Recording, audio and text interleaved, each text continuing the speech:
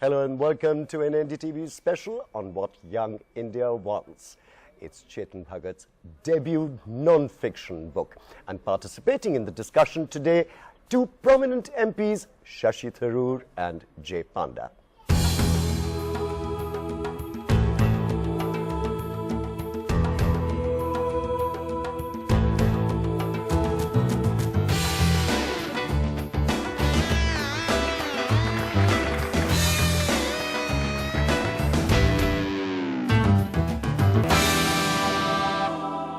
What young India wants. The first question that statement prompts is, what am I doing here?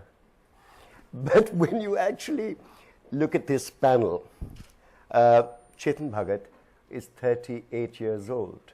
So I'm not going to indulge in any further revelations of what the ages of the other panelists is, but the commonest figure, statistic that's quoted about the young in India and in Chetan's book, that 50% of the country's population is under 25, 65 to 70% is under 35, and the age group is going to get younger and younger. The first question I've got for the panelists is that before we go down defining what young India wants, what their frustrations, ambitions, desires are, who is the young Indian? So I'm going to start with Chetan. Chetan, do you have an image of who the young Indian is? Me? No, actually you're right. I am 38 and they're also touching 30 soon.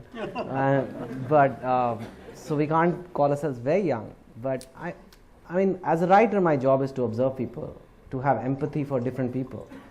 And I think what matters most is how keenly I can observe them and represent their thoughts. And that is what I've been able to do for the last few years. So in that sense, I feel like maybe I know them.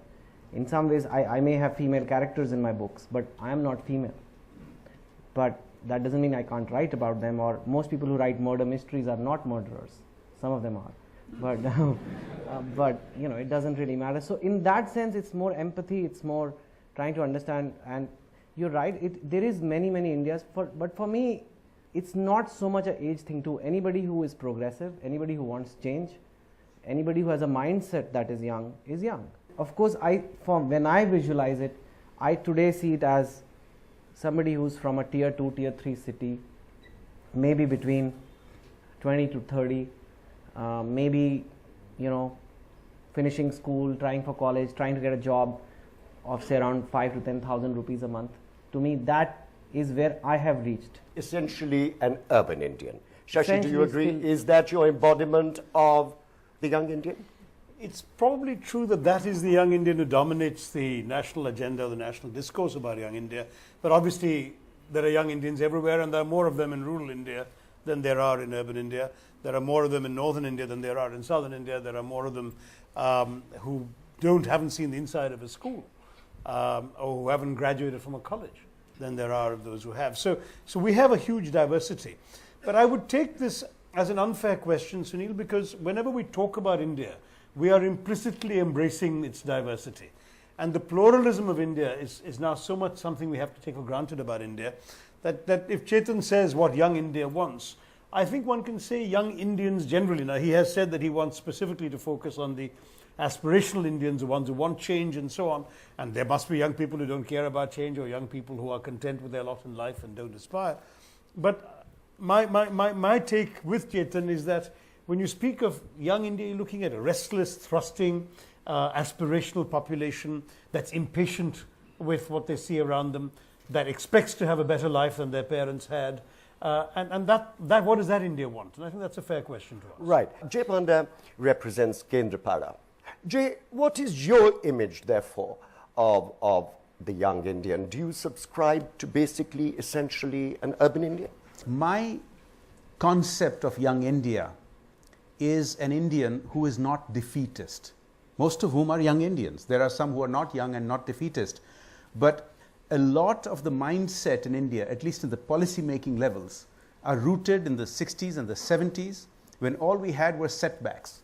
You know, when we played cricket, our best objective was how to lose gracefully. When we went abroad, it wasn't as techies conquering the world. It wasn't as investors investing in other parts of the world. It was a totally different mindset. Now, the large number of Indians that you're talking about, the demographics, are different. Even those who have never left India. You know, there are 3 of us here that have been NRIs, and that's not the only young India that is not defeatist.